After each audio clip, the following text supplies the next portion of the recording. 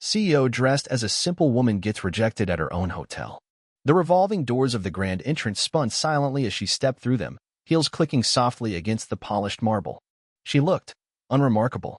A plain woman, mid-40s, her hair tied back in a loose bun, dressed in a simple beige coat and carrying a worn-out suitcase that had clearly seen better days. No one paid her any attention. To the receptionists behind the gleaming white counter, she didn't even exist.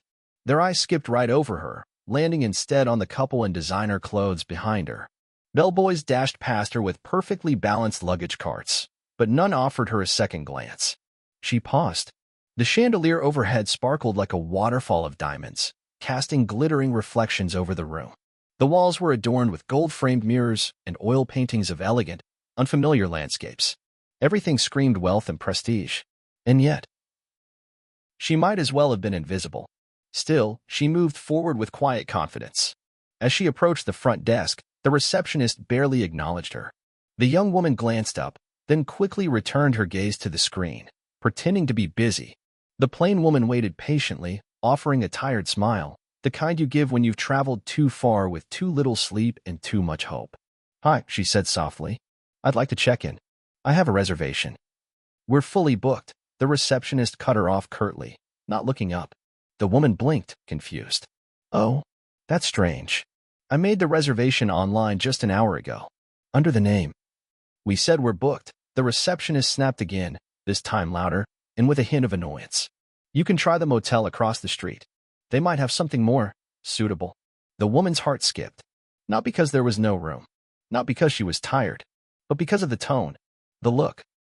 The way they dismissed her like she was dirt on their shoes. Something inside her stirred. Something long buried under boardroom meetings and investor briefings. She clenched her jaw, just slightly, but said nothing. "I see," she replied, voice calm. She stepped aside, walking slowly toward one of the plush armchairs in the corner of the lobby. As she sat down, she watched the receptionist light up as she welcomed a man in a tailored suit. Watched a bellboy rush over to carry the Louis Vuitton luggage of a blonde woman in heels. Watched champagne being poured into crystal flutes for guests who hadn't even asked. And then her phone buzzed. She reached into her coat pocket and pulled it out, the light from the screen illuminating a name on the email. CEO. Internal review visit confirmed. She opened the message, scrolled down to her digital itinerary, and let out a breath she hadn't realized she was holding. The reservation was there. The hotel, her hotel A, was supposed to be ready. But this was something she hadn't prepared for. Still unseen, she sat back and studied them all. She watched not just as a guest, but as a leader in disguise. And suddenly, the grandeur of the hotel didn't shine so brightly. The chandeliers felt colder. The staff, once polished, now looked hollow. This wasn't about service anymore. It was about character. And tonight, they had failed. But they didn't know it yet. She would give them their moment. Let them bask in their false superiority a little longer. Because tomorrow morning, when she walked in wearing the power suit they'd never expect, with her executive badge around her neck and the board of directors at her side, everything would change. And they would remember the day they turned away the plain woman with the tired smile. The woman who owned the building they worked in. The woman they thought didn't belong. She waited in the corner of the lobby, watching the seconds crawl by on the oversized gold clock mounted above the concierge desk.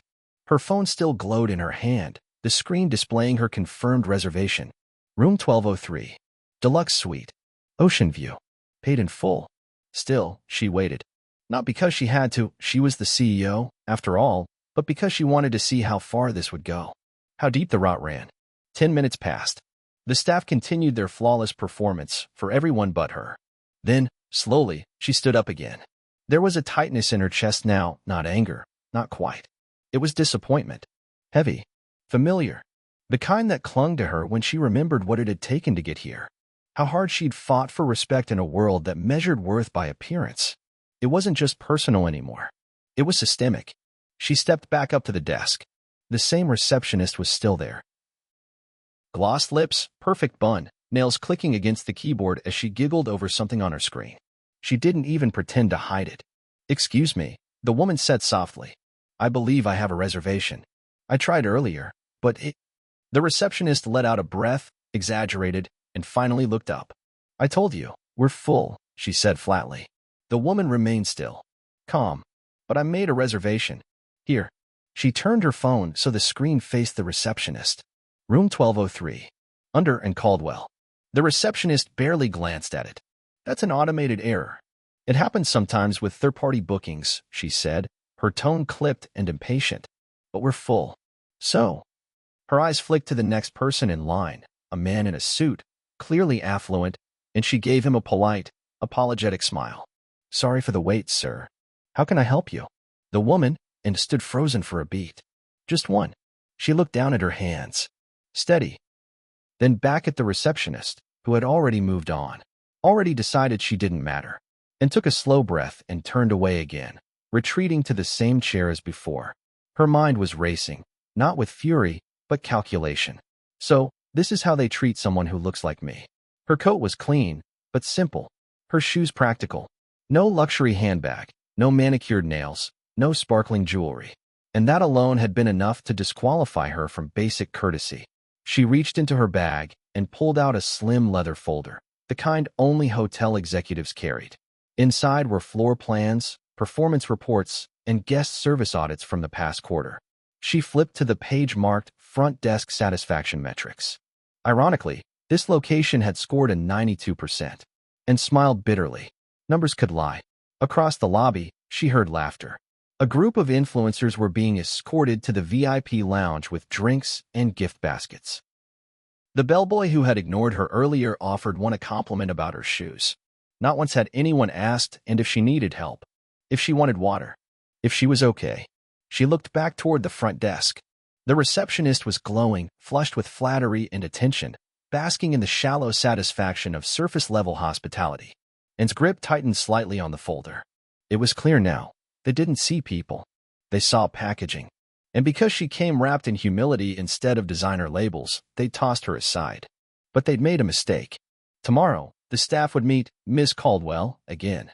Only next time, she'd walk in wearing power, position, authority. And she'd carry more than a suitcase. She'd carry accountability. They hadn't just refused a guest. They'd humiliated their boss.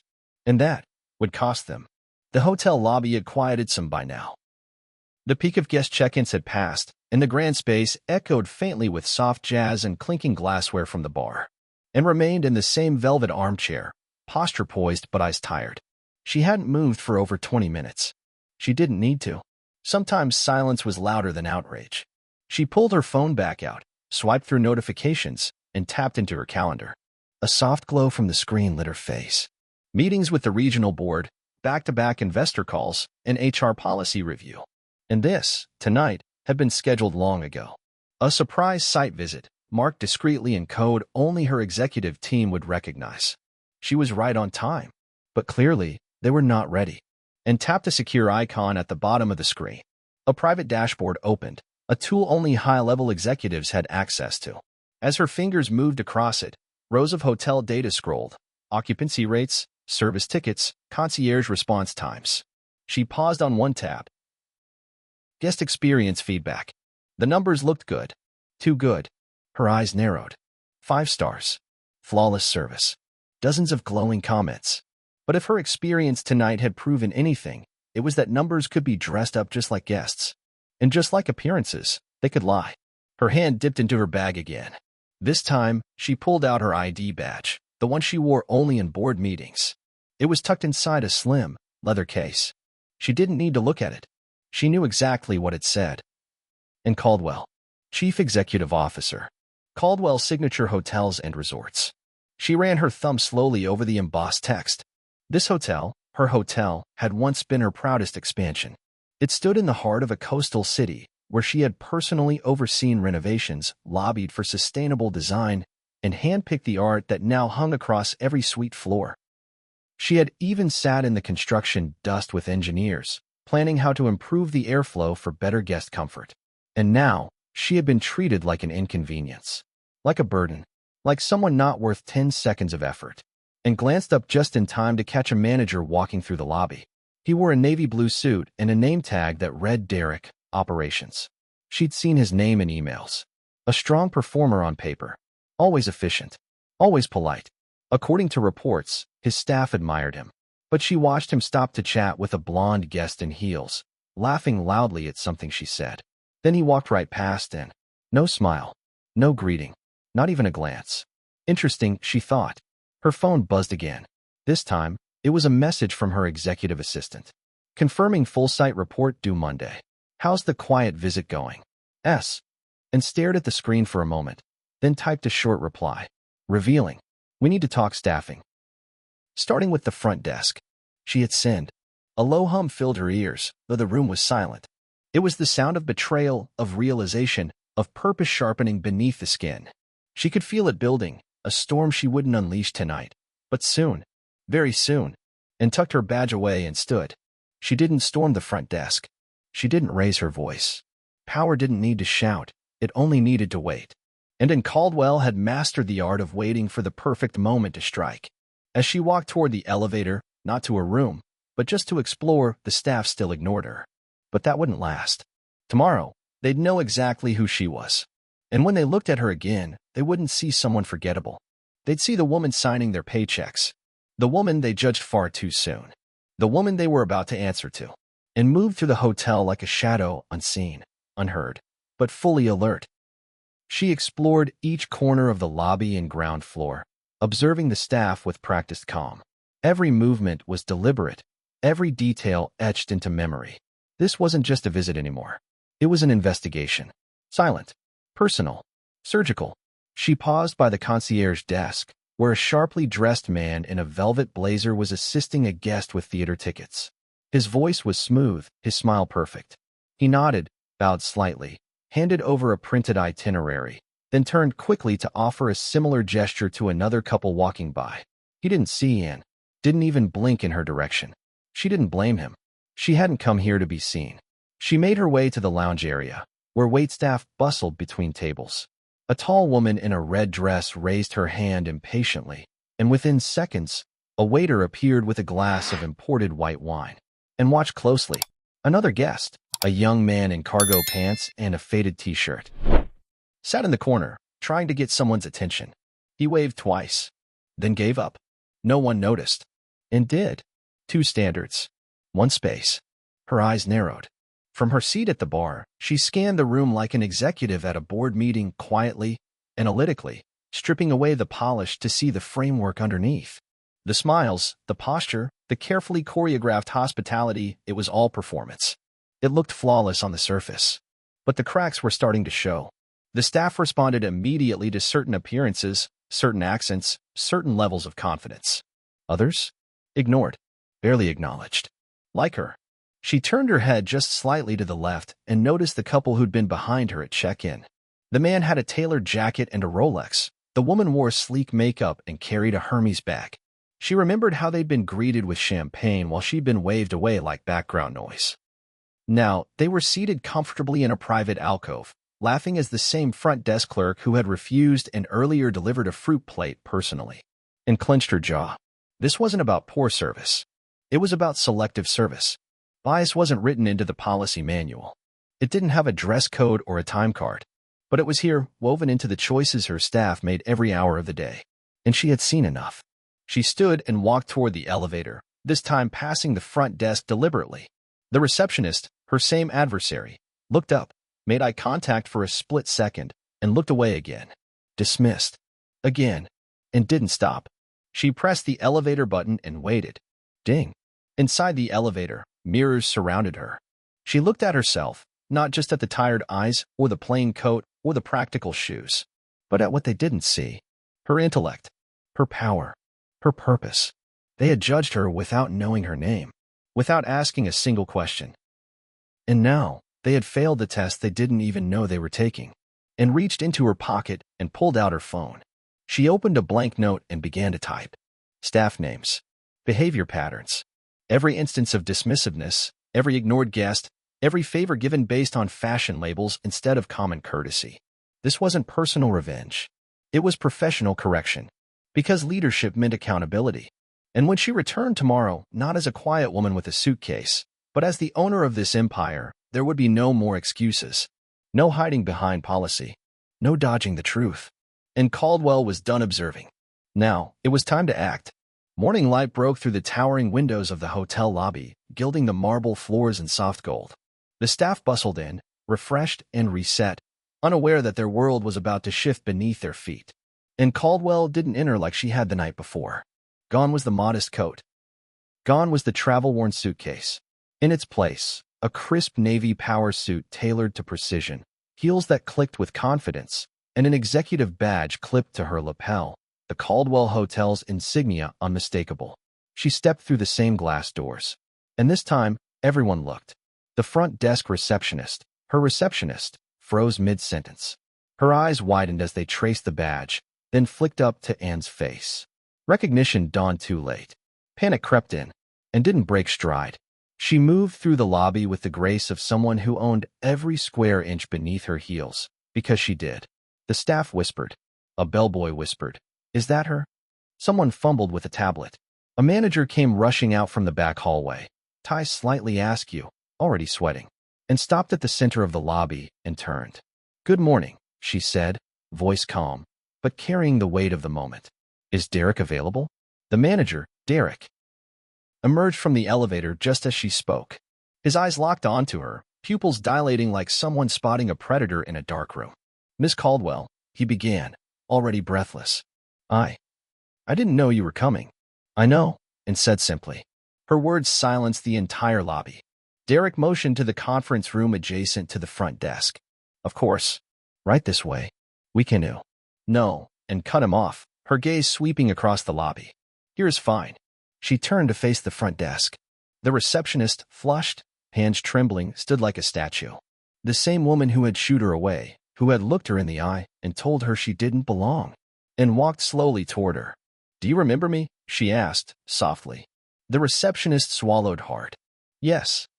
I didn't realize who you were last night. I didn't know." "You didn't ask," and interrupted gently, but firmly. "That's the difference." Her voice wasn't angry. That made it worse. It was disappointed, piercing, calm as a blade. "You saw someone who didn't look important. Someone in plain clothes, carrying a worn bag. And you decided I wasn't worth your time." She glanced at the crowd forming, other staff, guests now watching with curiosity, and turned to include them all. "Every person who walks into this hotel deserves respect. Whether they arrive in designer shoes or worn sneakers, whether they carry status or not. We are in the business of service. And service has no dress code." The words lingered in the air like thunder after lightning, and stepped back, locking eyes with Derek. "I came last night as a guest," she said. "Today, I'm here as your CEO. And what I witnessed has serious consequences for your hiring, your training, and your leadership." Derek nodded solemnly. "Understood, ma'am." Anne's voice dropped into a final note of quiet power. "There will be a full review of this property. Every staff member's role will be evaluated. If we don't stand for our values, we stand for nothing." She took one final glance around the lobby. The chandeliers still sparkled. The walls were still gold. But everything had changed. And turned and walked away, not in anger, but in command. Behind her, the silence said more than applause ever could. The message had been delivered, and it would echo through every floor of her empire. The storm had passed, but its silence lingered like fog, and sat in the executive conference room on the 12th floor, a space of glass, steel, and order. Below her, the hotel bustled, but now with the tension of people walking on eggshells. Word had spread. The CEO had come, and she had come unseen, tested them, and found them wanting. The entire team was summoned. They entered the conference room in waves, department heads first, followed by senior staff, then even some junior employees. Many avoided eye contact. A few looked pale. The front desk receptionist stood at the back, her posture stiff, as if bracing for impact, and didn't stand. She didn't raise her voice. She didn't need to. Her presence alone anchored the room. She folded her hands on the table, perfectly still. "What happened last night," she began, "was not just a lapse in hospitality. It was a failure in culture." No one breathed. "I've spent my life building this brand," she continued. "Not from capital, not from privilege, but from principle, from grit, from knowing what it feels like to be ignored, disregarded, misjudged." Her voice caught slightly, not with weakness, but with something deeper. Authenticity. "I created Caldwell Hotels to be different, to be a sanctuary of dignity, not just for the wealthy, but for everyone." A murmur swept the room. A few looked down at their shoes. "I came last night in plain clothes. On purpose. To see who you really serve when no one's watching. She rose slowly from her seat. And now I know. She walked to the window, looking out over the ocean. Then back to the staff. I watched guests ignored because of how they looked. I saw smiles reserved for people wearing designer brands. I saw the vulnerable treated like burdens. Her tone shifted, calmer now, but heavier. This isn't about one receptionist. Or one night. This is about every person here who turned their back, stayed silent, or looked the other way. She stepped aside to reveal the projector screen behind her. It flickered to life with footage, surveillance from the lobby. And, in her plain coat, standing unnoticed. Guests walking past her. The front desk clerk waving her off. Reality, undeniable, unedited. A few gasps. And let the video speak for itself. Then, do you recognize this person? No one answered. This is the person you refused service. The person you deemed unimportant. The person you overlooked. She clicked off the screen. That woman was me. A hush fell over the room. And I promise you, she said, her eyes sweeping over each face, there will be change. She paced slowly, the heels of her shoes clicking like a gavel on the marble floor. We will begin mandatory hospitality retraining. Not just how to serve, but how to see people. Truly see them. She stopped at the head of the table. There will be new leadership evaluations. Anonymous guest testers. Culture audits. And there will be consequences for every moment of silence that enabled disrespect. Her voice dropped into a whisper. If you cannot serve with empathy, you cannot serve here. A long pause. Some nodded. Others stood stiffly, struggling to meet her gaze. But one thing was clear. The veil had been lifted.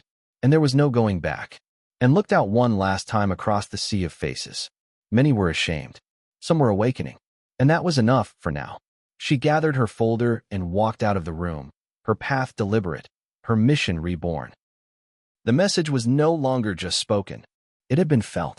And from this moment on, Caldwell Hotels would never be the same. 3 weeks had passed.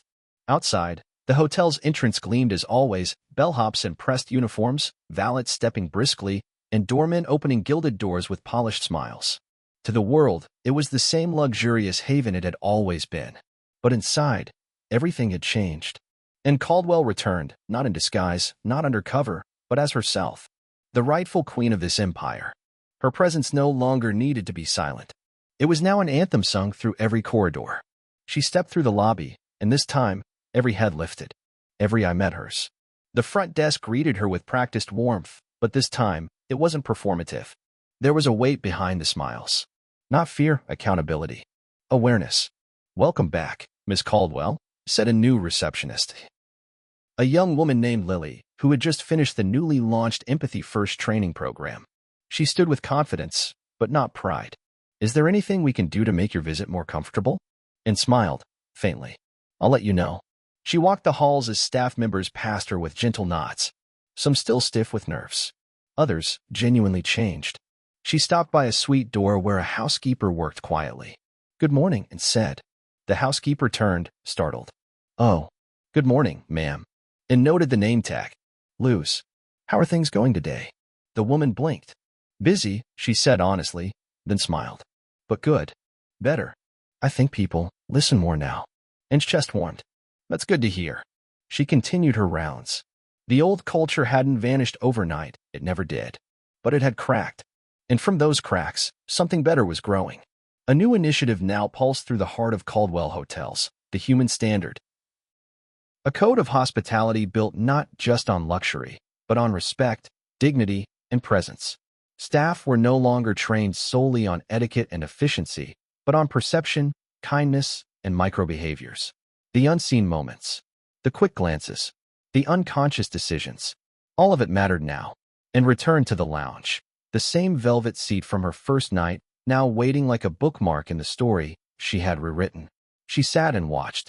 A bellboy offered help to a solo traveler in jeans.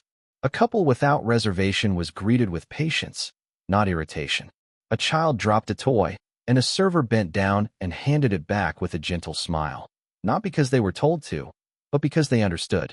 And breathed deeply. This was what she had built for. Not a brand that glittered from the outside, but one that glowed from the inside. She thought back to her younger self, the girl who had once cleaned hotel rooms, who had been invisible to the very guests she served. That girl had dreamed of building something different, and now she had, but not without cost. She had seen betrayal. She had felt humiliation. She had been underestimated in the very hall she funded. And yet, she had returned stronger. Her phone buzzed. A message from corporate. Guest satisfaction has spiked. Staff retention up 18%. Human standard model approved for rollout to all 47 locations. And smiled. Change had begun not with policies, but with a moment. A refusal. A night where one woman had been made to feel small and chose, instead, to stand tall. She stood now, once more, and walked toward the exit. At the door, Lily called after her. "Ms. Caldwell," and turned. "Thank you," Lily said, "for not walking away." Anne's eyes softened. "Thank you," she replied, "for seeing me now." And with that, she stepped into the light, not just as CEO, but as a woman who had reclaimed her story and rewritten the rules for everyone who would follow.